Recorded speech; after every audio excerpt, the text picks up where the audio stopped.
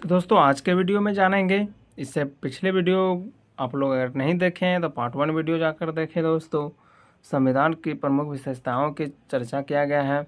ये part 2 video है। दोस्तों इस वीडियो में बताया जाएगा कि इसके जो तीसरा टॉपिक है क्या कह रहा है। तो दोस्तों स्टार्ट करते हैं वीडियो को। पार्ट 1 वीडियो दोस्तों आप लोग ज़रूर देखें, डिस्क्रिप्शन में इसका लिंक दिया गया है पार्ट 1 का। तो दूसरा में कह रहा है, भारत के संविधान पर सबसे बड़ा प्रभाव और भौतिक सामग्री का स्रोत भारत सरकार अधिनियम 1935 रहा है। संघ व्यवस्था, न्यायपालिका, राज्यपाल, आपातकालीन अधिकार, लोक सेवा आयोग और अधिकतर प्रशासनिक विवरण इसी से लिए गए हैं। संविधान के आधे से अधिक प्रावधान या तो 1935 के अधिनियम के समान या फिर इससे मिलते जुलते हैं। तो दोस्तों नंबर 3 टॉपिक कह रहा है, नम्यता एवं अनम्यता का समन्वय। संविधानों को नम्यता और अनम्यता की दृष्टि से भी वर्गीकृत किया जाता है। कठोर या अवमान्य संविधान उसे माना जाता है जिसमें संविधान करने के लिए विशेष प्रक्रिया की आवश्यकता हो। उदाहरण के लिए अमेरिकी संविधान लचीला या नम्य संविधान वह कहलाता है जिसमें संशोधन की प्रक्रिया वही हो जैसी किसी आम कानूनों के निर्माण की, जैसे ब्रिटेन का संविधान। भारत का संविधान ना तो लचीला है और ना ही कठोर, बल्कि यह दोनों का मिला जुला रूप है। अनुच्छेद 368 में 2 तरह के संशोधनों का प्रावधान है। नंबर ए, कुछ उपबंधों को संसद में विशेष बहुमत से संशोधित किया जा सकता है। उदाहरणतः दोनों सदनों में उपस्थित और मतदान में भाग लेने वाले सदस्यों का 2/3 बहुमत और प्रत्येक सदन में कुल सदस्यों का बहुमत।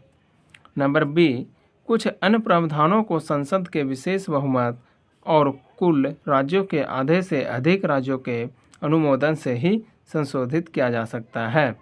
इसके अलावा संविधान के कुछ प्रावधान आम विधेयी प्रक्रिया की तरह संसद में सामान्य बहुमत के माध्यम से संशोधित किए जा सकते हैं। उल्लेखनीय ये संशोधन अनुच्छेद 368 के अंतर्गत नहीं आते। चौथा टॉपिक कह रहा है, एकात्मकता की और सुझाव के साथ संघीय व्यवस्था। भारत का संविधान संघीय सरकार की स्थापना करता है।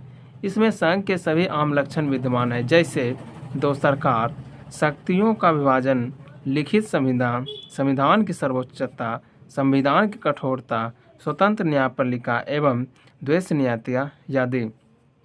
यद्यपि भारतीय संविधान में बड़ी संख्या में एकात्मकता और गैर संघीय लक्षण भी विद्यमान है, जैसे एक सशक्त केंद्र, एक संविधान, एकल नागरिकता, संविधान का लचीलापन, एकीकृत न्यायपालिका, केंद्र द्वारा राज्यपाल की नियुक्ति, अखिल भारतीय सेवाएं, आपातकालीन प्रावधान इत्यादि।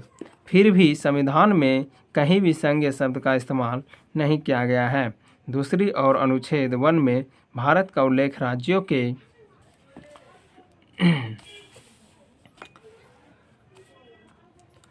के संघ के रूप में किया गया है। इसके 2 अभिप्राय हैं। पहला, भारतीय संघ राज्यों के बीच हुए किसी समझौता का निष्कर्ष नहीं है, और दूसरा, किसी भी राज्य को संघ से अलग होने का अधिकार नहीं है। इसी वजह से भारतीय संविधान को निम्नलिखित नाम दिए गए हैं, जैसे कि एकात्मकता की भावना में संघ अर्थ के सिवेरे, बाउंड्रेनिंग federalism, overtake federalism, federalism with a centralising tendency. Number 5 देखेंगे दोस्तों, सरकार का संघीय रूप। भारतीय संविधान ने अमेरिका की अध्यक्षीय प्रणाली की बजाय ब्रिटेन के संसदीय तंत्र को अपनाया है। संसदीय व्यवस्था विधायिका और कार्यपालिका के मध्य समन्वय व सहयोग के सिद्धांत पर आधारित है, जबकि अध्यक्षीय प्रणाली दोनों के बीच शक्तियों के विभाजन के सिद्धांत पर आधारित है। संसदीय प्रणाली को सरकार के वेस्टमिंस्टर रूप से उत्तरदायी सरकार और मंत्रिमंडलीय सरकार के नाम से भी जाना जाता है। संविधान केवल केंद्र में ही नहीं बल्कि राज्य में भी संसदीय प्रणाली की स्थापना करता है। भारत में संसदीय प्रणाली की विशेषताएं निम्नलिखित हैं। नंबर 1, वास्तविक और नाममात्र के कार्यपालिकाओं की उपस्थिति। नंबर 2, बहुमत वाले दल की सत्ता। नंबर 3, विधायिका के समक्ष कार्यपालिका की संयुक्त जवाबदेही। नंबर 4, विधायिका में मंत्रियों की सदस्यता। नंबर 5, प्रधानमंत्री या मुख्यमंत्री का नेतृत्व। नंबर 6, निचले सदन का विघटन, लोकसभा अथवा विधानसभा। हालांकि भारतीय संसदीय प्रणाली बड़े पैमानों पर ब्रिटिश संसदीय प्रणाली पर आधारित है, फिर भी दोनों में कुछ मूलभूत अंतर है। उदाहरण के लिए ब्रिटिश संसद की तरह भारतीय संसद संप्रभु नहीं है। इसके अलावा भारत का प्रधान निर्वाचित व्यक्ति होता है, जबकि ब्रिटेन में उत्तराधिकारी कार्य व्यवस्था है।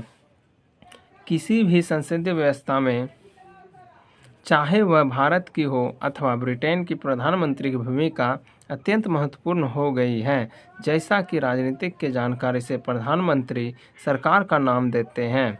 नंबर 6 तो टॉपिक दिया गया है संसदीय संप्रभुता एवं न्यायिक सर्वोच्चता में समन्वय।